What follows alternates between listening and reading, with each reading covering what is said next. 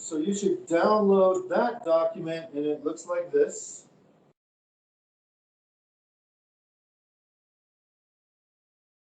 And we're going to complete this document while we look at a PowerPoint at the same time.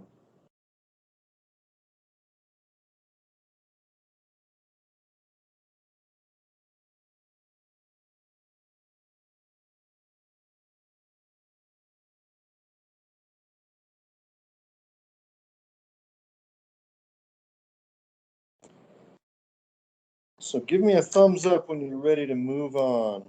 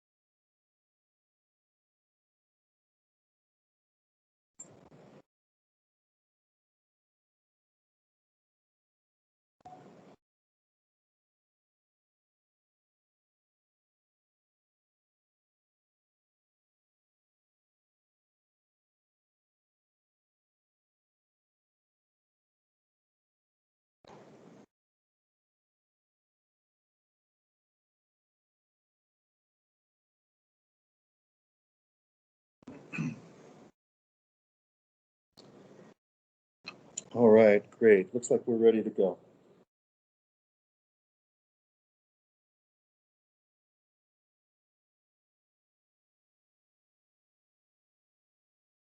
So I'm going to work through this PowerPoint, and you're going to see the different points where you can answer those questions in the worksheet as we go. So first of all, this graph is named after a scientist, Dr. Charles Keeling. So we call it the Keeling curve. He started measuring carbon dioxide in the atmosphere in the late 50s. So this is when we started doing these precise measurements in real time. And where he set up his sampling station was at the top of a mountain in Hawaii on Mauna Loa. There is a couple of telescopes, and they're up high in the mountain so that they can avoid looking through so much atmosphere. So there was already a bunch of scientific apparatus there, and he set up a sampling station that measured CO2 back in the 50s. The great thing about Hawaii is that it's far from any sources of industrial pollution. It's not like there's a bunch of factories pumping CO2 into the atmosphere right next to the sampling station.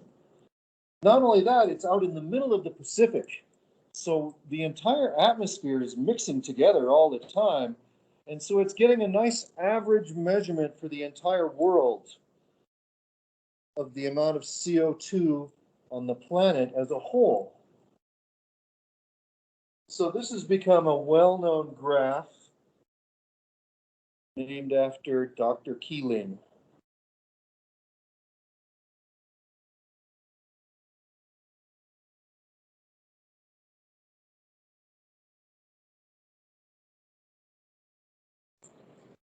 Okay, so let's look at this graph in even more detail.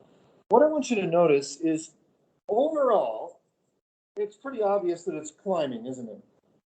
It's going up. But do you notice that there's also a little oscillation, a little cycle in the amount of CO2 here? So what could be causing CO2? Every year it rises and then falls again. What is causing that cycle? Every year it happens like clockwork. And if we look at it, let's look at the timing. It's highest in April, huh? Which in the northern hemisphere is the end of the winter, huh? And then as summer progresses, CO2 drops more and more and more and more, reaching a low around October, and then it starts rising again, huh? So what natural phenomena, what natural processes would cause this cycle in CO2 levels? They're a big part of the carbon cycle. Think about the natural carbon cycle. Volcanoes could be, but do we have a volcano erupting like every, right? It's like clockwork. So it can't be something that's random. Well, we think that this has been going on long before there were people, this cycle. Think about the basic carbon cycle, steps 1, 2, and 3 in our diagram. What was that? Animals and, more importantly, plants. What do the plants do in the summertime? What process? Photosynthesis, right? What does photosynthesis do to CO2? It sucks it out of the atmosphere, huh? And then in the wintertime, a lot of plants drop their leaves and there's less sunlight, so photosynthesis slows down in the winter. Would that allow the CO2 to increase again?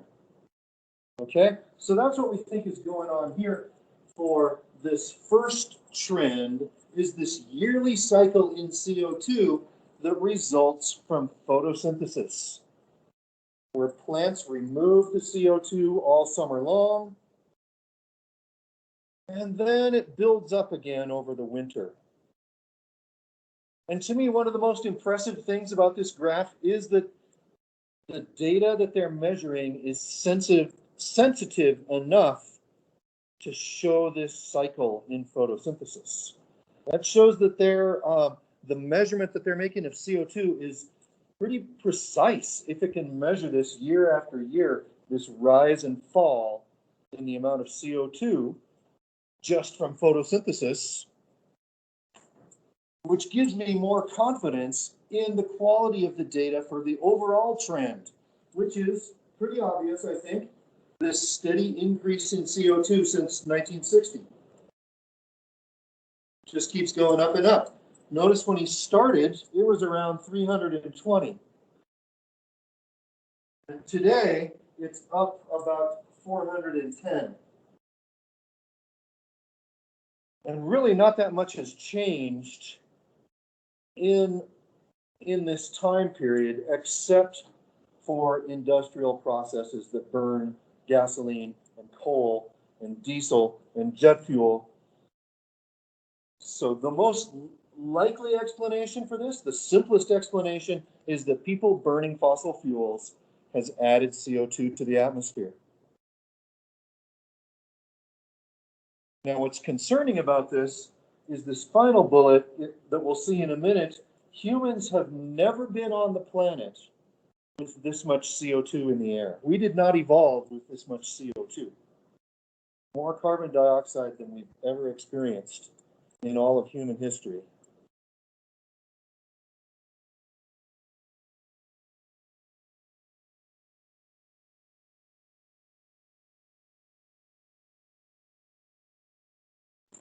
So that's the Keeling curve and the two things that it shows.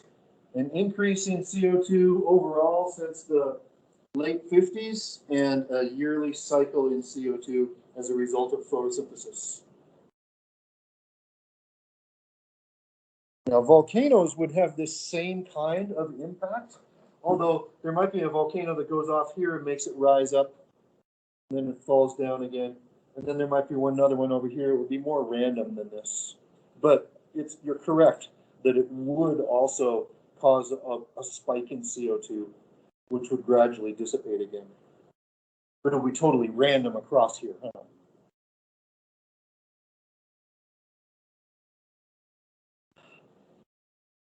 Okay, now this is from what, 1960, let's say, to 2020. So this is 60 years worth of data, right?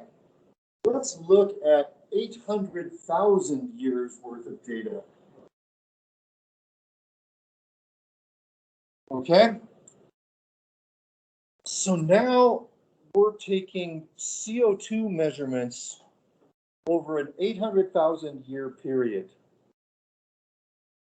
And anytime that CO2 went up, the temperature also went up. This isn't showing temperature data, but it matches. And so we call this an interglacial. It's between an ice age. When the temperature dropped, it was cold. It was an ice age. It was a glacial period.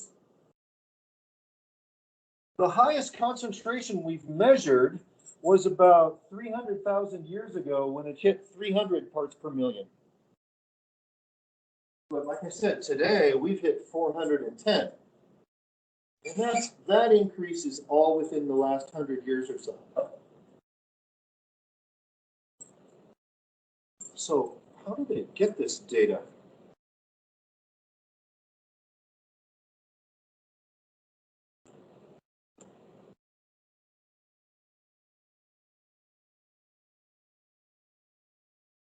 And back here is about the oldest fossils that we've found of modern humans, is right here.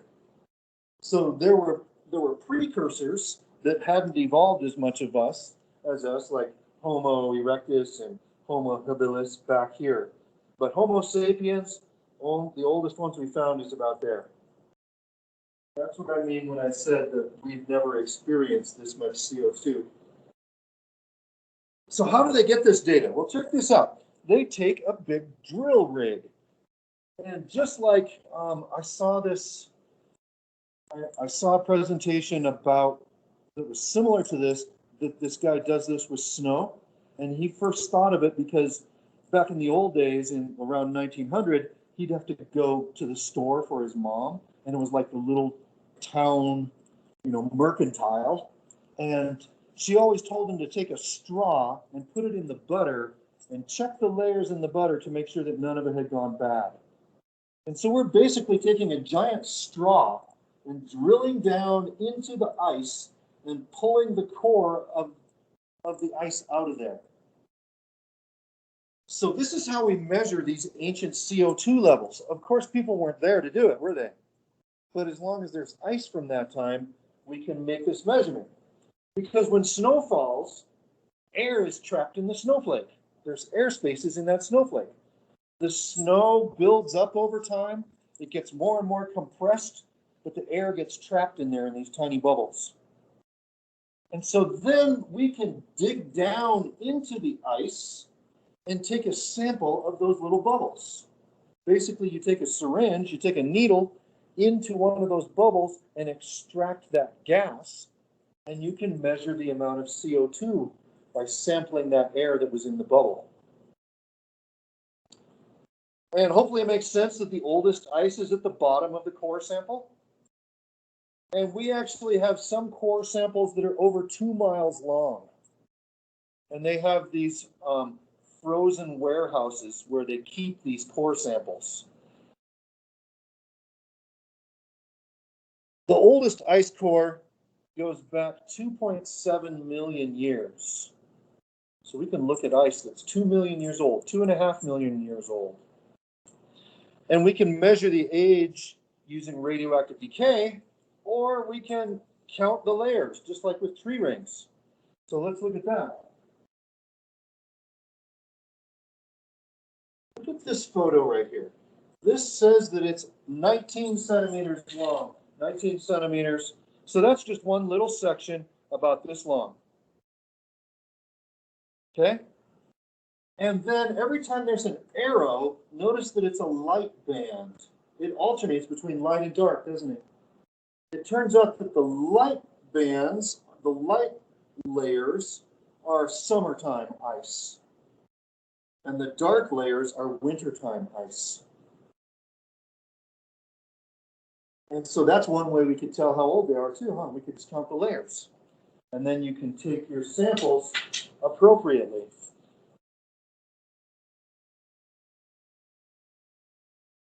Okay, let's go back to this graph. That was just how they get this data. So I want you to notice that pretty much the entire graph is varying this much, huh? What's the lowest it ever hit?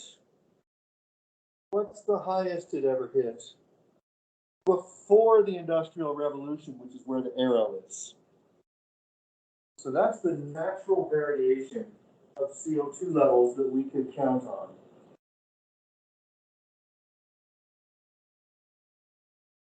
That would be question 5 on your paper, I think, huh?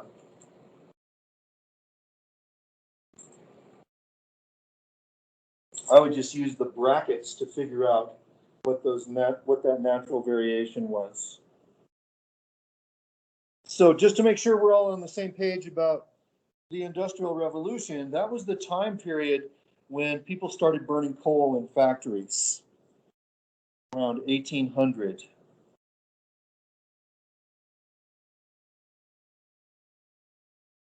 And then there's some math problem. Let's see how we're going to do this. I'll help you out with it. So, first of all, estimate the average CO2 level. I would do it by putting this line across there. I tried to eyeball, right in the middle, not at the top, not at the bottom.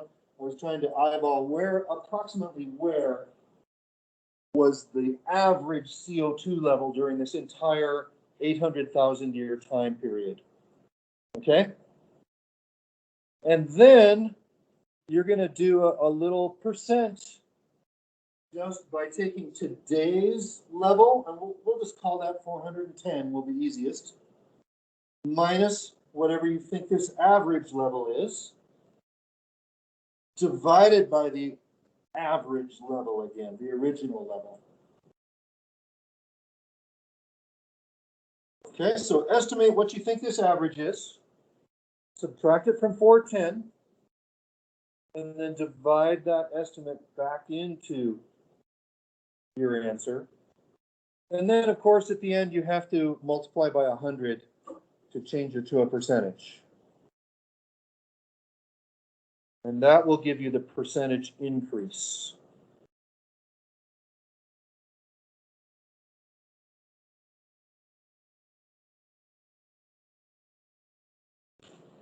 Your answer, I think, should be less than 100. The reason I can say that is because 100% increase basically means that something increased by the same amount as itself. In other words, it doubled. So if the average started at 200, which it didn't, and it was 400 today, that would be a 100% increase to go from 200 to 400.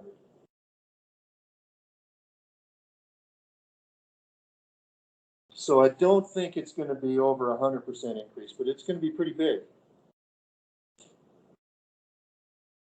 Here's another good example of why you have to label that x-axis. 0 would actually be way down here, huh?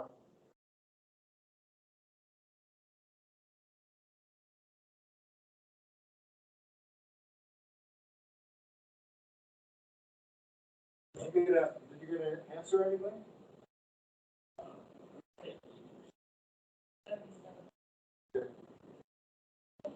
So it should be a pretty big increase, but not a 100% increase.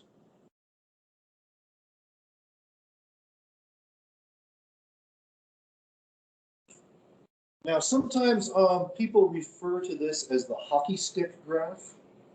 You might have heard that phrase because it's pretty flat and then it goes up, kind of like a hockey stick. So that's where they got this data, was from these ice cores.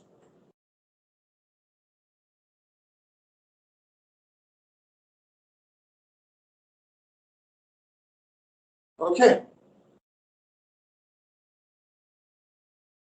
So to put this in perspective, in terms of long-term CO2 changes, here's our 800,000 years. And now this is no longer showing CO2. This is showing temperature, right?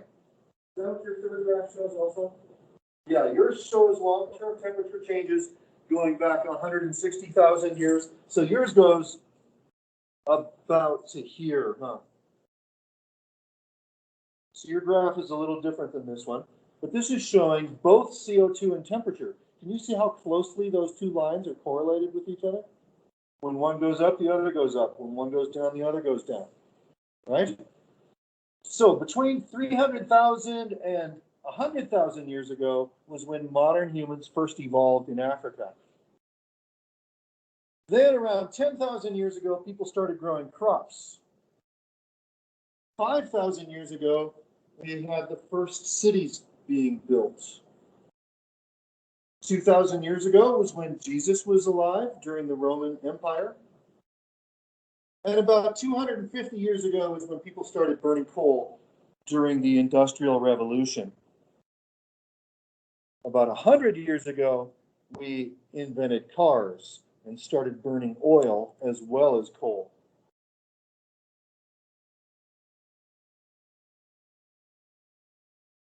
So compare the time scale of this graph for question 7 that you have to human history. Which major events have occurred during the time of this graph?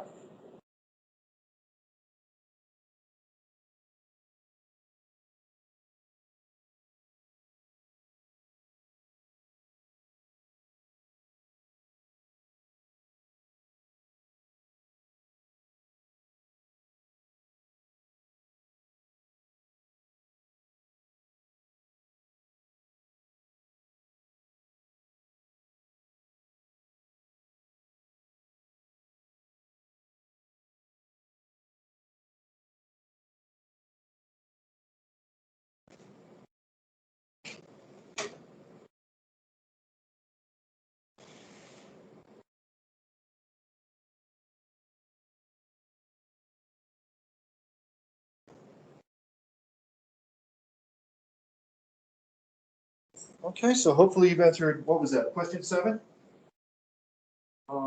Next. Well, hang on, how can they measure ancient temperatures? Because this is long before people were around, let alone having invented a thermometer. Well, the ice core not only has CO2 trapped in it, but it has oxygen trapped in it. And it turns out there's two different isotopes of oxygen. Remember, an isotope is a different version of an atom with extra or missing neutrons, right? And the oxygen behaves just the same regardless of which isotope it is. It turns out that the amount of these two isotopes depends on the temperature of the ocean.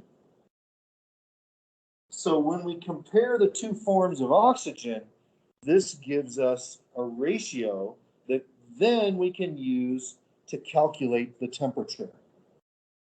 Because these two isotopes vary with ocean temperature, we can measure how much there was and figure out what the temperature was.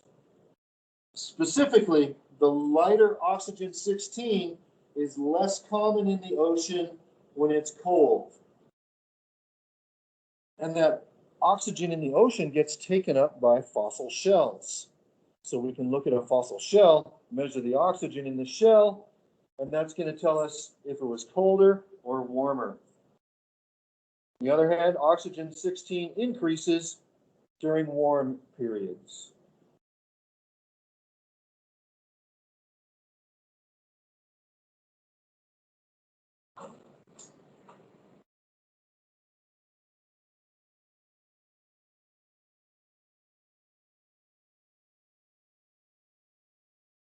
But actually, this graph is incomplete. We have to take it up to today by adding our most recent CO2 level at 410. That's measured in ppm, right? Parts per million. Now notice how closely the temperature and CO2 vary together. I kind of wish they'd made the colors on these graphs a little more different than one another, but hopefully you can see the dark blue and the light blue. Pretty much when one goes up, the other goes up. When one goes down, the other goes down. There's a direct relationship between CO2 and temperature.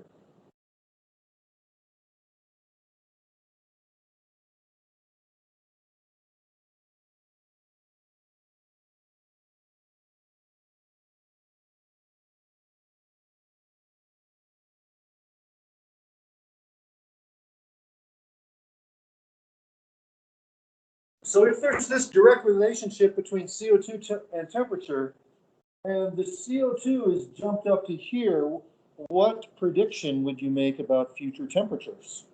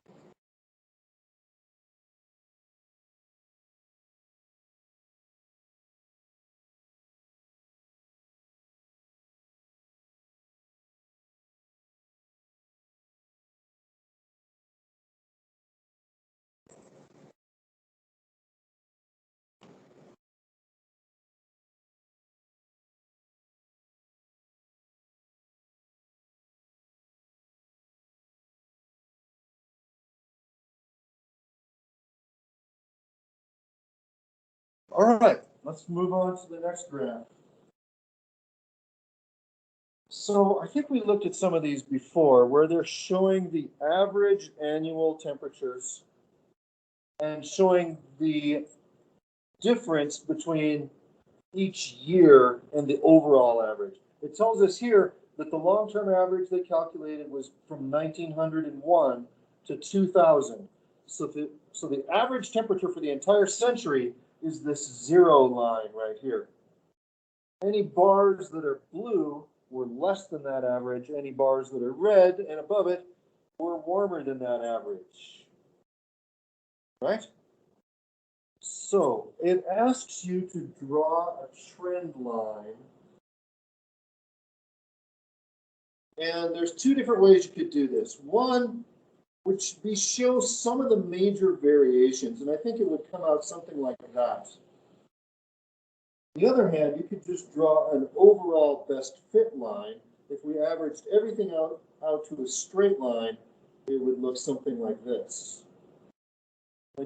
I'll let you choose which one you think best represents the data.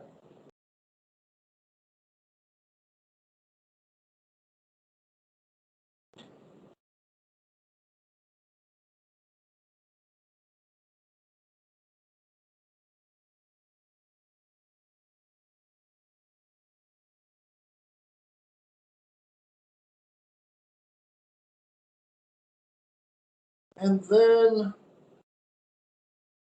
and I will also point out that we've been actually measuring these temperatures for this time. So we didn't have to do the fancy oxygen isotope measurements to calculate these temperatures. We could just measure them.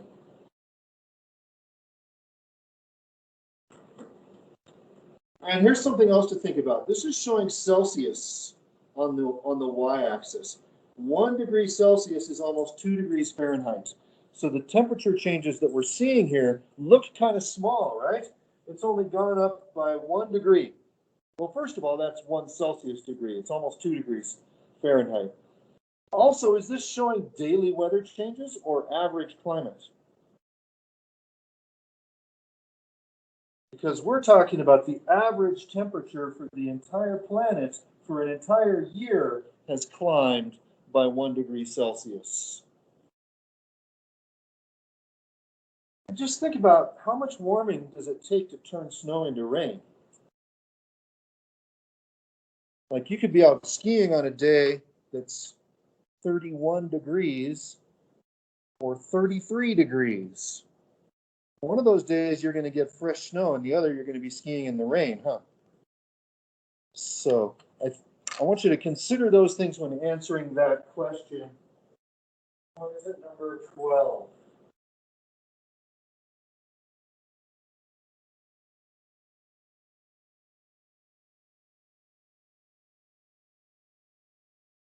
In fact, the predictions for Tahoe specifically is that they think that we're going to have about the same amount of precipitation as we've been having, but more of it will be in the form of rain and less of it in the form of snow. They've already measured since the 60s that there are fewer days that are below freezing here at Tahoe. Fewer below freezing days, which means fewer snow days, which means more rain days, which is not good for skiers. It's also not good for our environment that depends on storing water in the form of snow. When it rains, it just flows down the river away from the lake. And when it snows, the moisture stays in on the hills until June or July and August and supplies water to all those plants throughout that entire time period. So for our environment here, it's adapted to having snow store water late into the summer. But if it rains more, we're going to have less water stored waiting for us in those later summer months.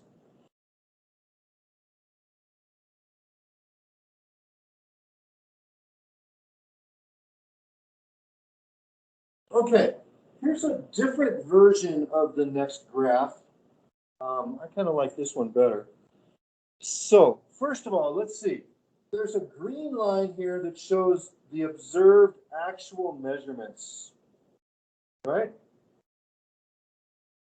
Then we have a model, a climate model, that is basically a computer program that predicts what the temperature should be.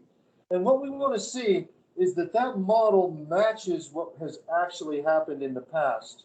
So if you compare the black line to the green line, it's a reasonable fit. It doesn't account for the individual variations, but the overall pattern is pretty good. Then where it's got this gray area, that's the amount of variation in measurements. That's the imprecisions in measurements. Finally, we see two different future climate models, one in red, one in blue. And again, it shows the amount of variation in the prediction. And notice what happens to the amount of variation the further in the future we go. Yeah, wouldn't we expect that it's harder to predict exactly what's going to happen further in the future? Finally, this has two different predictions. One is if we call it business as usual, the red line. If we continue burning fossil fuels the way we have been, this is what the climate model suggests will happen. We put all the numbers into the computer, and these are big computers to manage all of these numbers. We end up having this prediction for our future temperature. On the other hand, if we can limit the amount of carbon that we're producing, we get this blue prediction for the future.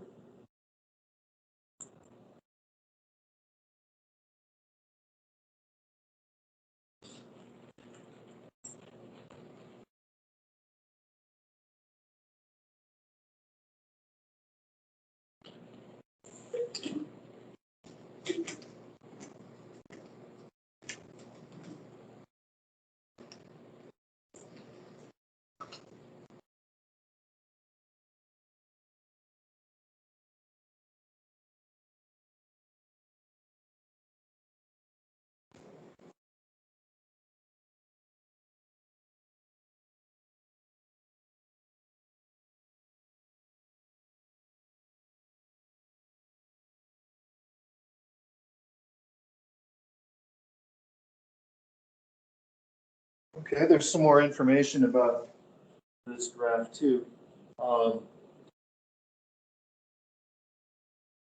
Yeah, so the RCP, this red line, RCP 8.5, is that there's no change in our CO2 production, business as usual. We just continue with our current trend. RCP 2.6 is an optimistic prediction based on immediate and rapid reduction in CO2. And then there are some other predictions here too, 4.5 and 6.0, depending, and those numbers refer to what our peak carbon is going to be.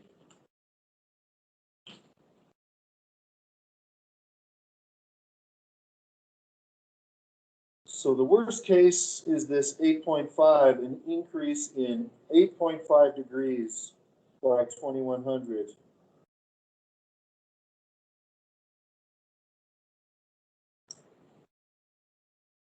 What else have we got here? Again, the wide bands show the range of variation above and below the prediction. We have less variation for the historical model because we know what it was, and we can adjust our computer program to fit what it was, and then use those adjustments to hopefully make our future predictions more accurate. The further in the future we try to make a prediction, the more variation we get in that prediction, because we don't know exactly what's going to happen to push the temperature up or down. But no matter what, we do know that the temperature is going to rise unless we cut back on the amount of CO2 we're producing.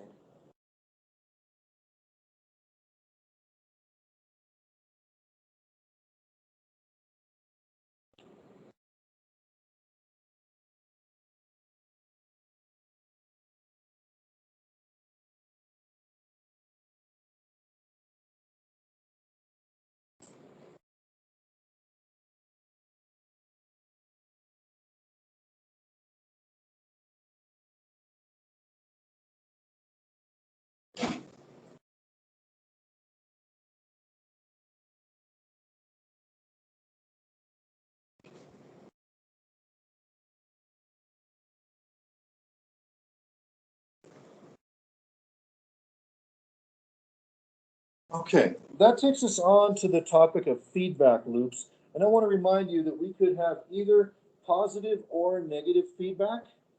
Remember, we did a whole activity on that one day, huh? Positive feedback loops increase a change. It builds up more and more.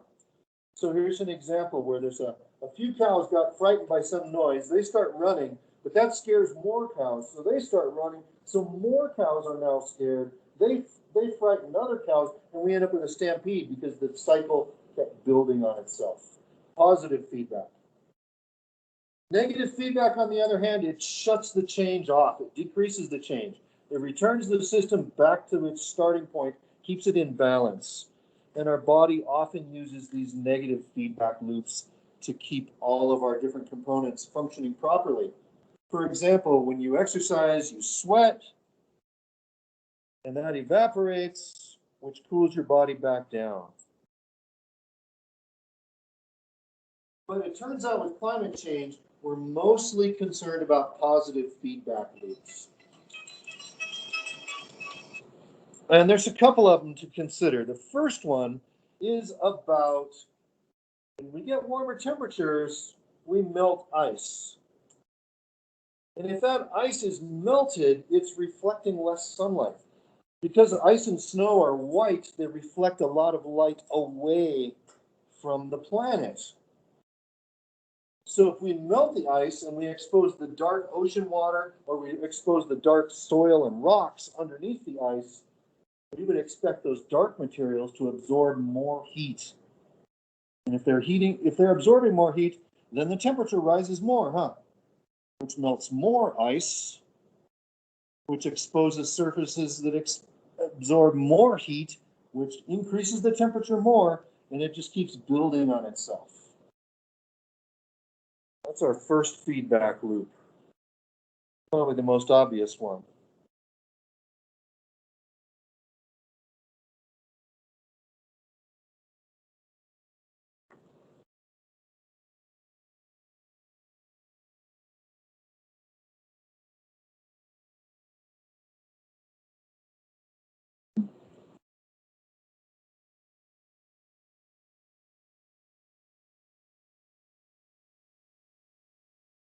Okay, the second one is relevant in terms of the tundra in the far north.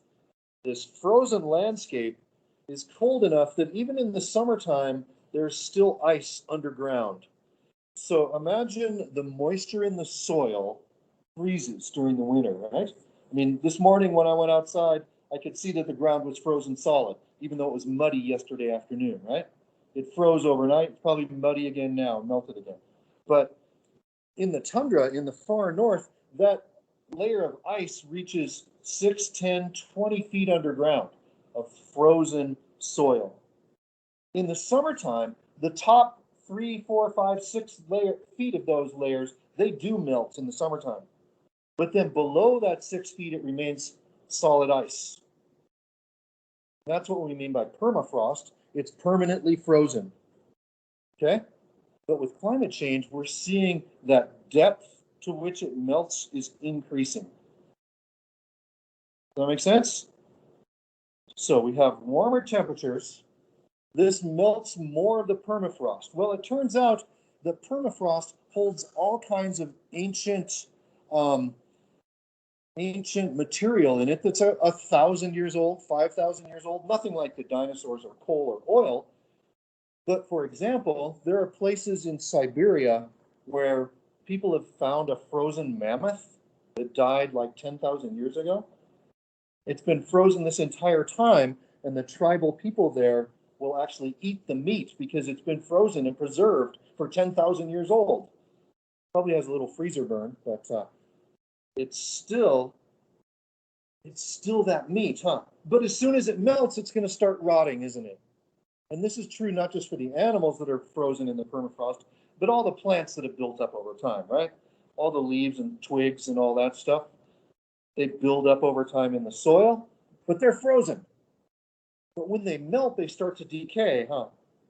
When they decay, one of the products of their decomposition is both CO2 and methane. maybe you remember that methane is about 20 times more potent at trapping heat than CO2 is. So let's go back to the positive feedback cycle. We warm the planet. More permafrost melts. Ancient plants that were frozen decay and release methane. Methane traps more heat, which melts more permafrost, which allows more ancient plants to decay. Right? Do you see how this is a positive feedback loop that would build up on itself? Temperature would rise more and more as the permafrost melts.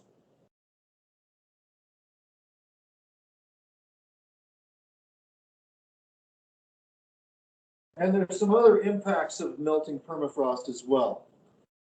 So for example, this is called a drunken forest, where these trees that were growing on a layer of permafrost on top of it in the melted part, now that what was solid underneath them is now liquid, right?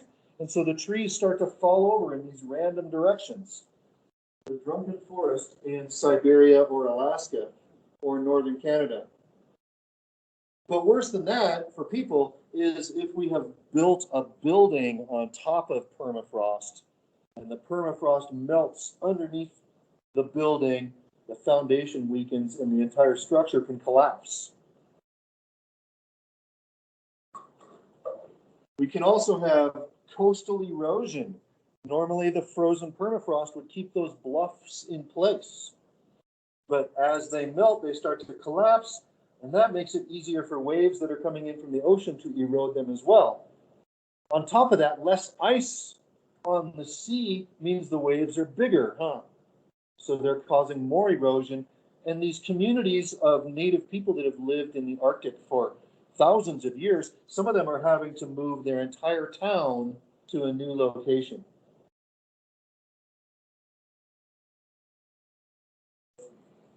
There's an example of that,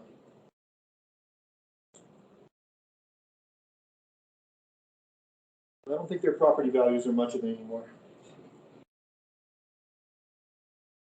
Okay, so are we good for the positive feedback section? We got that? Okay, sea level rise. Well, there's some confusion about sea level rise and what causes it and what the real issue is. Okay, so we're going to look for three causes of sea level rise and what is the biggest contribution. Most people think melting ice is what causes the sea level to rise, correct? Which is totally true if the ice was on land. If the ice is already floating in the water and it melts, does it make the water level go higher? Think about it. Take a glass of ice water, fill up a glass with ice, bring it to the brim with water, set it aside for 2 hours for the ice to melt. Does it overflow? No. So if the ice is already floating, it does not add to sea level rise. Right? However, if the ice was on land and melts from Greenland or Antarctica, and then the water flows downhill, would that contribute to sea level rise? That would, yes. But the biggest one is the one that people don't think about very much. This one right here at the bottom. See that? This is something called thermal expansion, and you know about it because of our study of density. What happens to materials that are less dense? They rise, Why do they rise? Because the molecules did what? They spread out, correct? So when we warm things up, a liquid like water, the molecules spread out and they take more space, Well, think about it. If here's the ocean and these molecules warm up, where are they going to spread out to? Isn't that going to cause the sea to rise up higher? So that's really the biggest cause of sea level rise is thermal expansion. Second biggest is the melting of glaciers and ice caps on land. And the third one that doesn't really have a role is melting ice that's already in the water. They didn't even list, for example, the melt from the Arctic Ocean. You know, up at the very North Pole, it's all ocean up there, isn't it?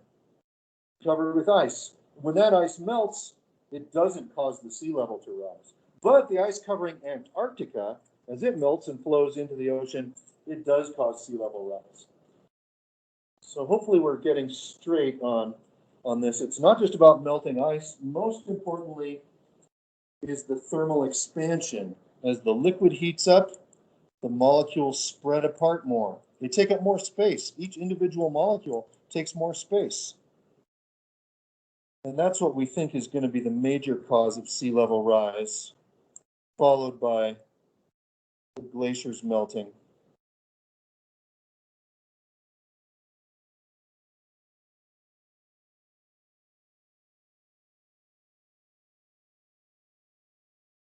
So one thing we're concerned about is these small island nations. Their highest point might be only 6 feet above average sea level. So what happens when there's a big storm with 10-foot waves? The whole thing's underwater, huh? And the worst of it might not be during the storm. It might be, what if they have a well right here that goes down to fresh water and the sea level rises? Doesn't that push into the well? So they could lose their fresh water as a result. So it might be that the island is not completely underwater, but it could be during a storm. They could lose their fresh water supplies. And where are they going to go? Just like those native people in the Arctic, they have to move somewhere else, huh? That they can survive. We would consider these people climate refugees. They might lose their entire island. What if it's a culture that's unique to that island? Like in the South Pacific, we have many cultures that are unique to each island.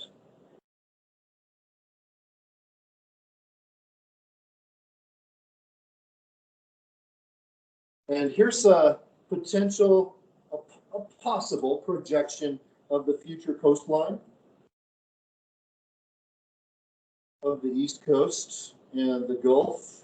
Look what happened to Florida. How much of it is left if sea level rises that much? How would that be? Go scuba diving in Miami. And I mean, in the buildings of Miami. Okay. Then we talked about this briefly when we talked about convection currents, the global conveyor. So basically is we have this huge conveyor belt of water that is part of the entire planet. And if it's red, it's shallow, warm water. And if it's blue, it's deep, cold water. And it takes this cycle. It takes about 1,000 years, I think, for the water to complete this cycle. One thing I'd like you to notice is this warm water goes right by North America, and then it goes right over to Europe, huh? If you look at, for instance, Spain, how warm do you think of Spain as being? Pretty warm, right? But look how far north it is. It's further north than New York City, further north than Maine. And do we think of those as warm places? The reason Spain and the rest of Europe are as mild as they are is because of this global conveyor current. Okay? Now, what happens if we melt all of this ice off of Greenland? Right at the point where it needs to sink, we're going to add fresh water. Yeah, we already talked about that, right? Warm water keeps Europe warmer than expected. But if this global conveyor breaks down, we get this fresh water melting off of Greenland, and that fresh water is less dense, so it floats on top. And that means that this seawater can't cool off and sink. And if we stop the sinking here, it's going to stop the entire global conveyor, which is going to stop bringing warm water to Europe, which means Europe could actually get colder as a result of global warming, because it doesn't have that warm water current keeping it mild.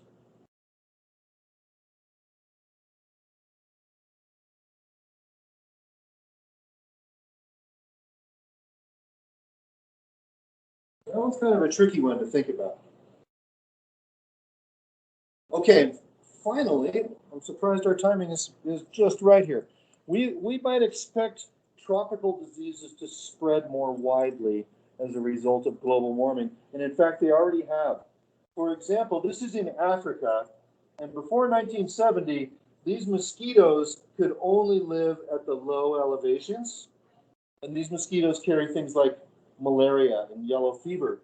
But then with global warming, now they've been able to reach higher elevations because it doesn't freeze there where it used to. Not only could they migrate uphill, but they could migrate north and south.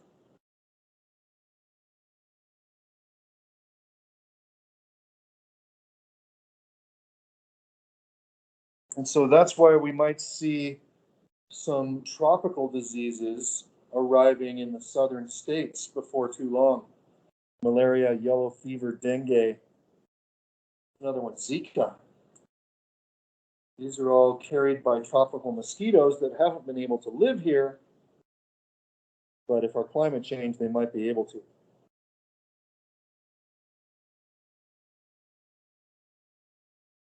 All right, good job, you guys. That was perfect timing to finish that whole assignment today. So finish it up and turn it in, and then we'll meet again tomorrow and move on. We're almost done with this unit, so we're heading towards taking the exam. And I want to remind you, it includes that carbon cycle as part of the exam, right? So you want to study that, practice with it. You know what to do, I think, huh? Just repeat it. The more you repeat it, the better you're going to be at it.